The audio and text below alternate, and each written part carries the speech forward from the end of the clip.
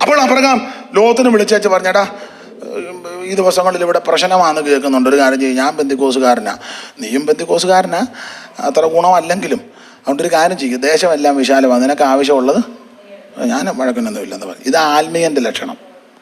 ആത്മീയം വഴക്കുണ്ടാക്കാൻ പോകത്തില്ല, വഴക്കിൻ്റെ രംഗം വരുമ്പോൾ ഒഴിഞ്ഞു മാറും. അങ്ങനെ ആത്മീയരെ പഠിക്കുന്നത്.